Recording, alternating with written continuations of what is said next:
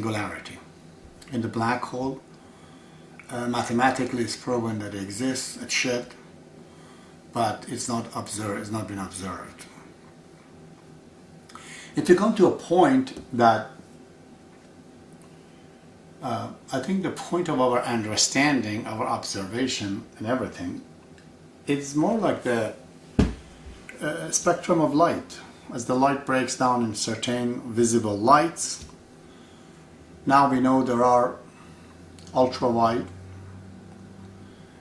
and ultra-red, infrared and ultraviolet, with the very small, very minute frequencies and a very, very high frequencies. We can't, it's not visible to the eye because we cannot register those frequencies.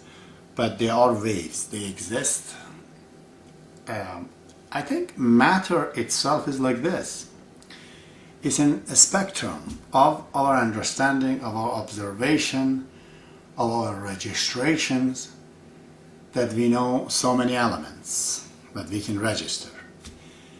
But surely there has to be much more than this that simply we cannot register. That might be one explanation to the dark matter, that it is the point of speculation right now, because it has to explain the balance of the gravity and energy in the world. There has to be dark matters.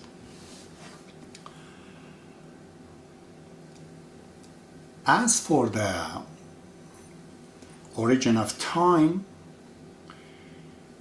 it is the same thing. Time goes with the matter hand in hand. We have to have two things, not one thing. One thing is pure. If it is made out of two things, immediately two tells us that a movement, a motion has taken place, that we have two. From A to B, there's a time it takes to go A to B.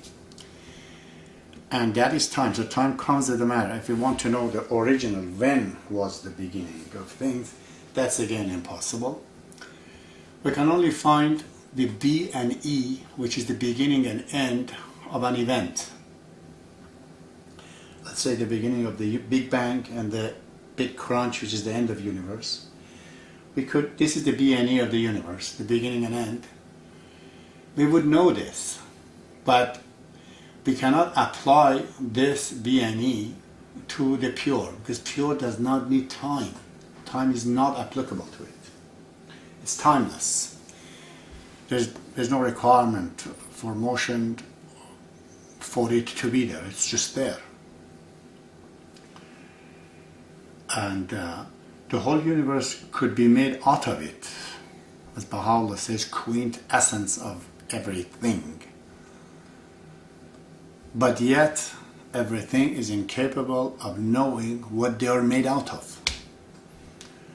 As like everything is made out of hydrogen, you know that hydrogen becomes helium and so on and so forth. Everything in the world is a combination of hydrogen, or combinations of the electron and proton and the rest of the particle. But we're not able to understand those, and we see them. Even the particles are made out of quarks.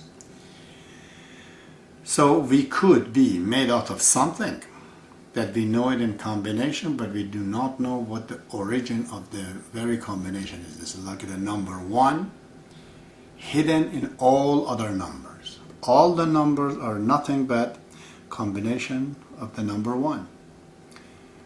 So how do we find 1 in so many different numbers? It's not possible.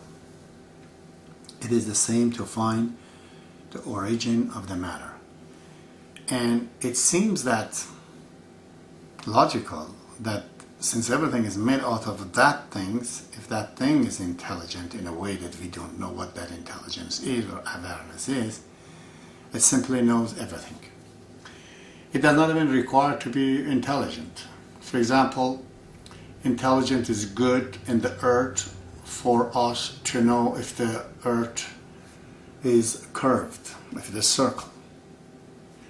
The ancient scientists, they looked at the sea and they saw the ships were going on it and they're disappearing. They concluded that the earth is round. Or they saw the eclipse and the shadow on the moon, and then they said, yeah, this is the shadow of the earth and the moon. It's got to be round. But imagine if some being, it's on the top of the earth, an illiterate man, shepherd, I just can see. He looks at it and he sees the earth is round. When he comes down and tells the scientists, hey, the earth is round. Scientists don't understand. What is he talking about?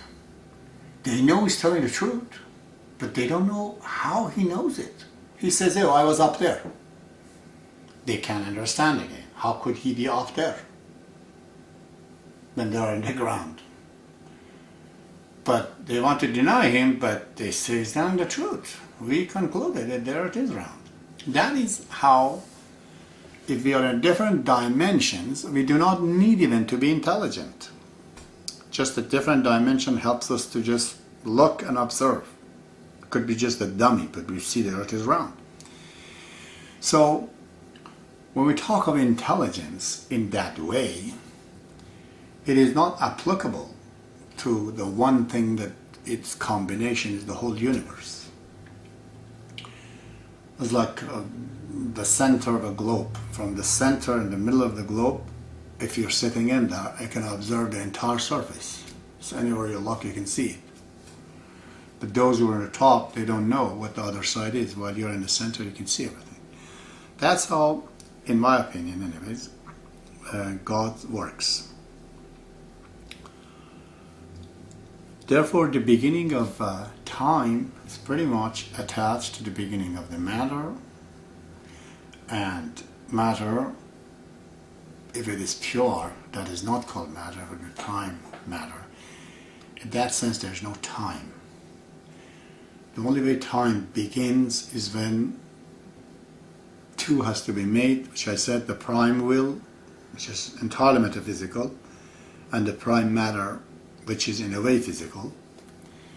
These two together, they create a pair, and that pair is indicative of time. It seems metaphysics immediately shapes that thing, and it's a sign of duality in them.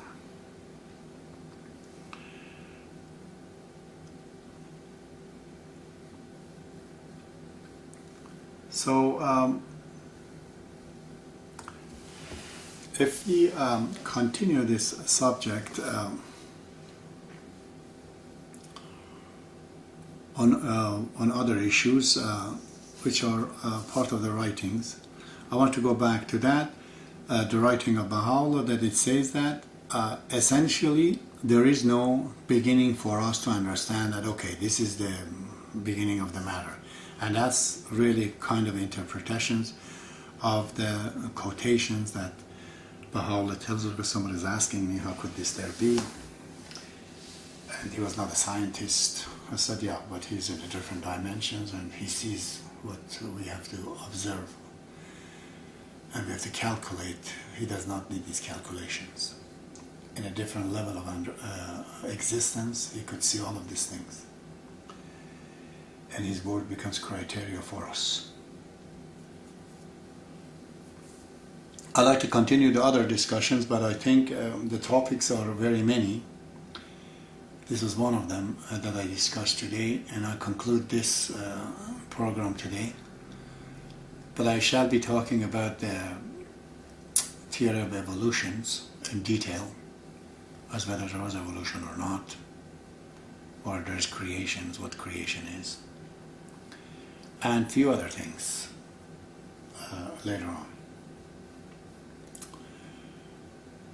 And may God be with you. Thank you very much. And hopefully I will be alive to continue this discussion later. Thank you.